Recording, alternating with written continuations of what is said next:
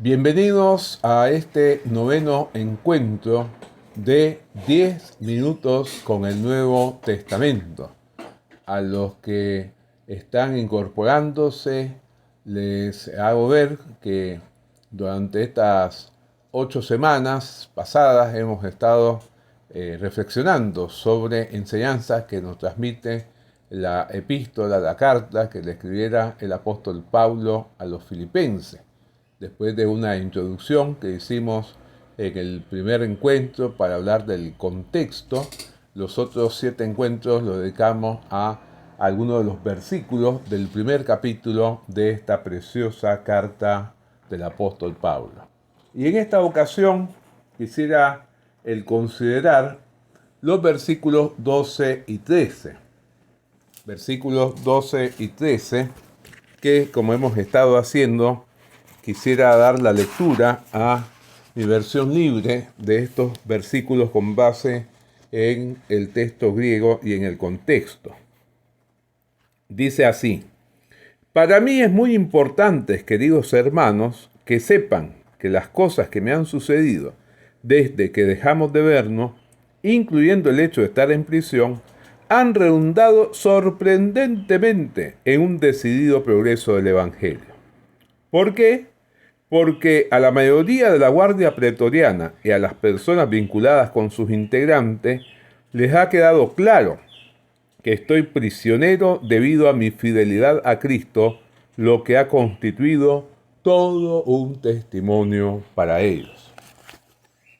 Con base en esto, entonces, yo quisiera proponer en esta oportunidad que la enseñanza básica de estos dos versículos es que el Evangelio avance mediante nuestras pruebas.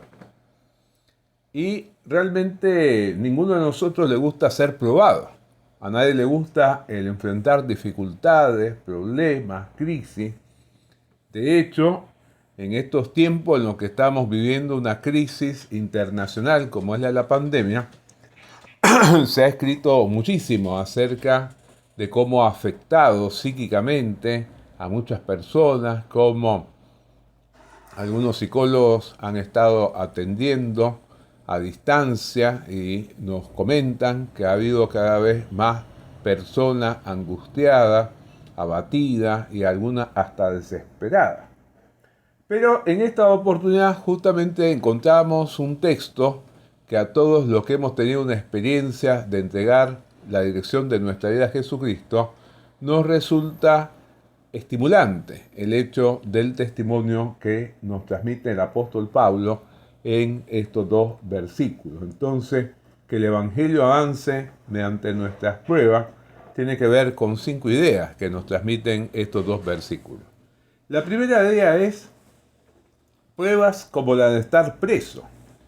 El apóstol dice lo que me ha sucedido y evidentemente se refiere a lo que había pasado con él desde la última vez que se había encontrado con sus queridos hermanos filipenses hasta el momento en que escribe esta carta estando preso en la ciudad de Roma. Cuando nosotros leemos ahí en el capítulo 28 del libro de Hechos, encontramos que al apóstol se le permitió vivir lo que nosotros llamaríamos en nuestros días una prisión domiciliaria, ¿no?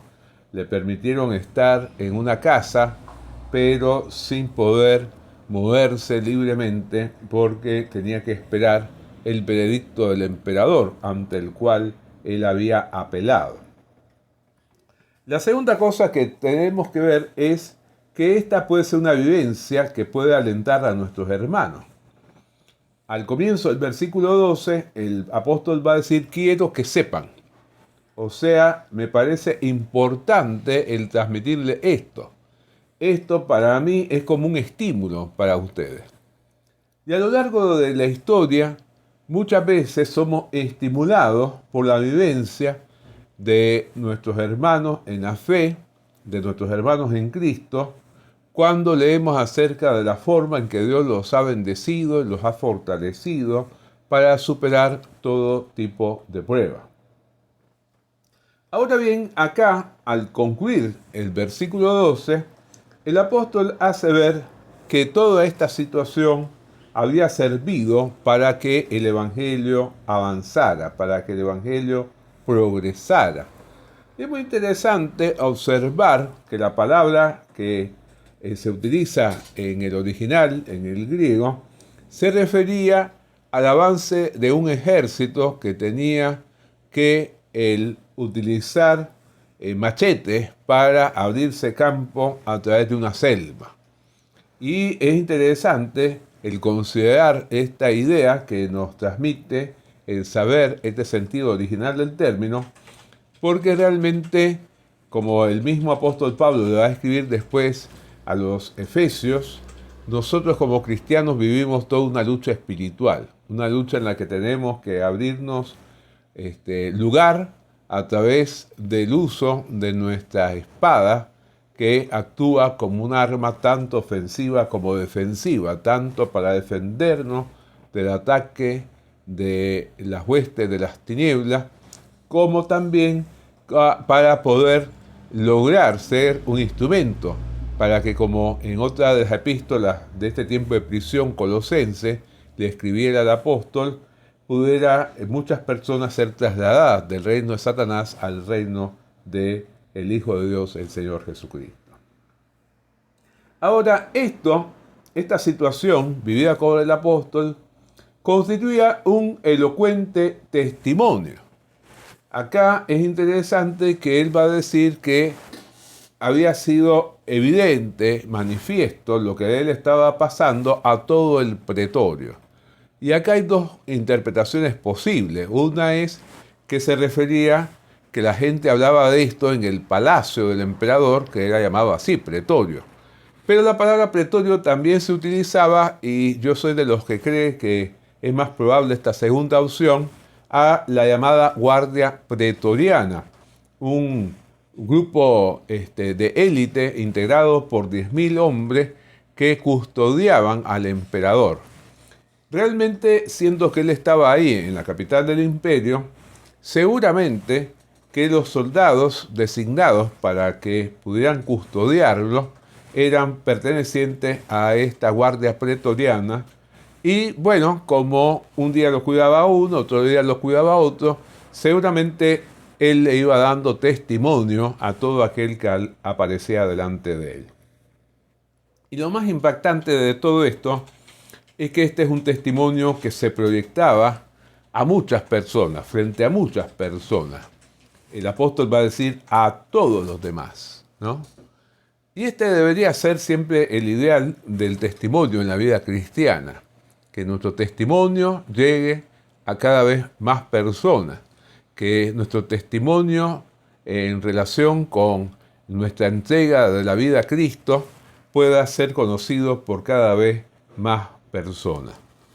Y yo quisiera ir terminando esta exposición en esta oportunidad dando lectura a lo que son dos de las enseñanzas prácticas para el cristiano contemporáneo que yo propongo en mi libro Una iglesia gozosa. La primera de ellas es: no importa lo que nos suceda como cristianos, si estamos haciendo la voluntad de Dios, ello se convertirá en un factor más para el progreso del Evangelio del que damos testimonio. En este sentido, yo también acá en el mismo libro recuerdo las palabras del famoso filósofo español José Ortega y Gasset, que decía: yo soy yo y mis circunstancias. Bueno, evidentemente que el cristiano sabe que las circunstancias son importantes en su vida, pero procura que realmente esas circunstancias sean orientadas por Dios a beneficio del progreso del Evangelio. Y la otra enseñanza práctica que yo propongo es: cómo encaremos las dificultades puede determinar hasta qué punto podemos llegar a ser de gran bendición para aquellos que nos están observando. Más de una vez, el temple que nos da la obra de Dios, la fortaleza que viene del Espíritu Santo, que actúa en todos aquellos que un día nacimos de nuevo, es un testimonio elocuente para que otras personas quieran tener la misma experiencia que tenemos nosotros, y para que otras personas quieran superar sus problemas como nosotros los estamos superando en dependencia del señorío de Cristo y bajo la permanente guía del Espíritu Santo. Que Dios nos bendiga para que podamos nosotros apropiarnos de este mensaje y podamos enfrentar mejor la pandemia. Los espero la próxima semana en un nuevo encuentro de 10 minutos con el Nuevo Testamento.